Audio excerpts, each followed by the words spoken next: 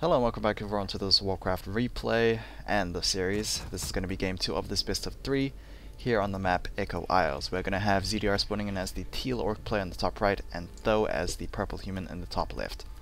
Sorry about if you'll see any FPS drops or FPS spikes. I am recording in my internal hard drive.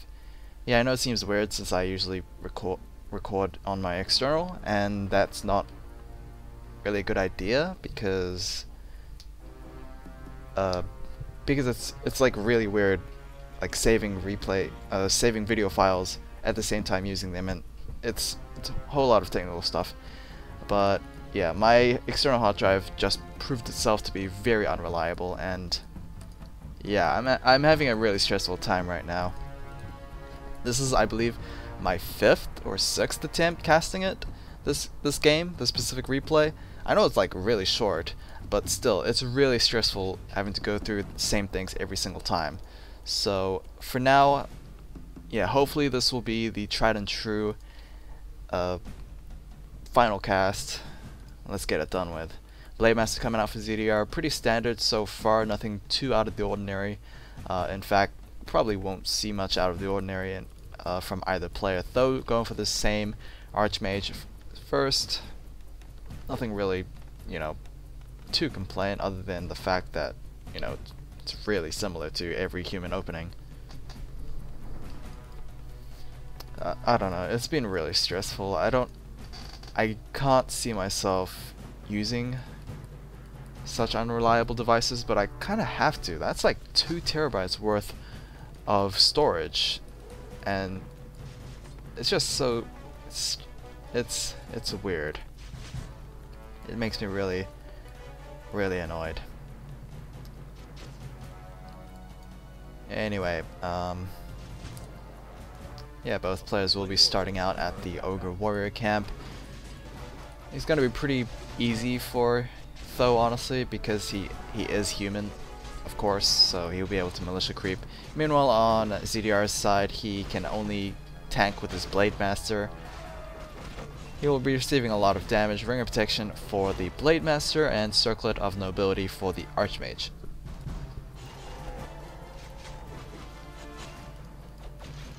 I believe the Voodoo Lounge is completed, so when the Blade Master returns, he will sell his CP Scroll and pick up the double salves. Maybe Speed Scroll, but we haven't seen that in a while, I guess. But then again, we haven't seen orcs in a while, so there we go. Speed Scroll has been picked up. Tho's actually going to start with this, or continue on with this Nightcrawler camp, maybe going for a Tome of Experience, or he might just be, unlucky and get some random. Oh, he actually gets the Tome of Experience. Oh wow. Yeah, even though this is like my 6th time casting this replay, I never actually saw the tome, so oh, funny that. I thought it was just an ordinary attribute tome, but I guess it's not. It's a Tome of Experience. Funny that. Either way, Blade Master is going to take out this Ogre Magi. He will be picking up the Scroll of the Beast and selling it immediately. Not something that, many players prefer having in the inventory compared to just selling it for the extra gold. TNT for both players, though, is obviously a lot quicker than ZDR. Last game, it was separated by a couple of seconds, but this time I think it's quite significant, and yeah, depending on who actually goes for the early aggression, might swing things a little bit. Though maybe trying his hand at this Nightcrawler camp. Of course, Nightcrawler is actually invisible, so you can't actually see him. There we go, coming out of invisibility there. A pretty weird predicament for an orc player, because now that I think about it, Bestiary Spirit Lodge is not that great against the human comp, because the raiders are pretty good, sieging slash mid bruisery kind of unit, but they really can't like break through the Spellbreaker wall that the humans will tend to have, plus like sorceresses, priests, and all that to just inhibit raiders. That's a really difficult hurdle to actually overcome. And then you have Spirit Walkers who can disenchant elementals. It'll take a lot of mana to deal with. And then they have Spirit Link, which just gets easily stolen by Spellbreakers. It's, you know, it's a really weird a hole that orcs will tend to drop in. Of course, like normally they have an easier time because they're dealing with an expansion first, which delays tier 2, but though, you know, very cheekily going tier 2 very quickly, able to get himself a Beastmaster second as well, which will lead into some tower harassment here. Firelord, Beastmaster, both of those, and maybe even Pitlord, both all of those heroes will indicate some tower play of some sort. So a lot of low hit point grunts, I think. No, just one or two. They are being focus fired by the Footman and Archmage, as well as the Quobeast, I guess. So yeah, losing those high cost units is not something you would want to have happen. ZDR is fully battle stationed at this Orc Burrow, so hopefully it might stay alive. I guess all the peasants have been taken out to just repair, but nevertheless the burrow still falls. So right now ZDR is currently supply capped. Thankfully he has trained his Shadowhunter before the supply cap actually happens, so you know, Shadowhunter will be popping out eventually. ZDR might actually lose himself another Orc Burrow in the process. That's not ideal, but you know, on Tho's side, that's really good. It's a really opportune time to actually take this out because it really delays ZDR's tier 2. He hasn't placed down a Bestiary or a Spirit Lodge of some sort, so while back at home, Tho's done a really good job already completing his double Sanctums. He can just freely like give up his Footman as well. That's no problem for him.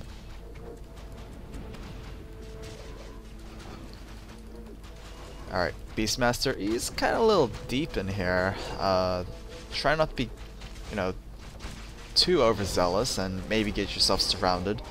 Like, easily a unit can just wedge himself over here and block the Beastmaster. Oh, there we go with nice pathing from the Grunt, and it seems like ZDR has brought the Beastmaster into a corner.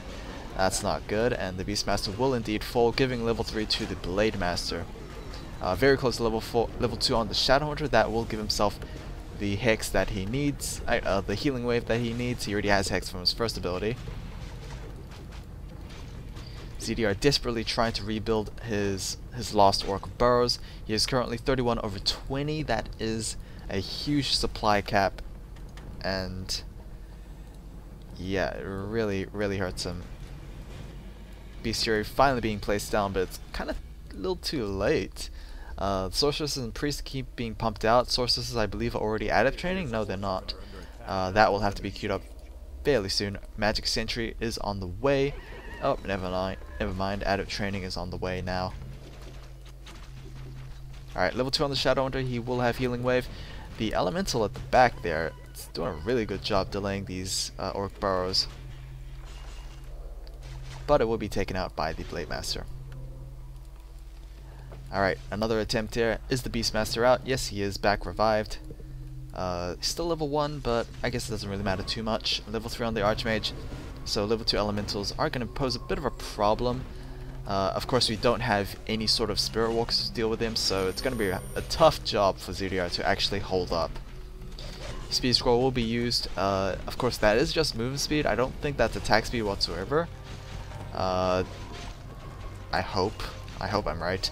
Either way, slow is going to pretty much mitigate whatever Speed Scroll activation was used.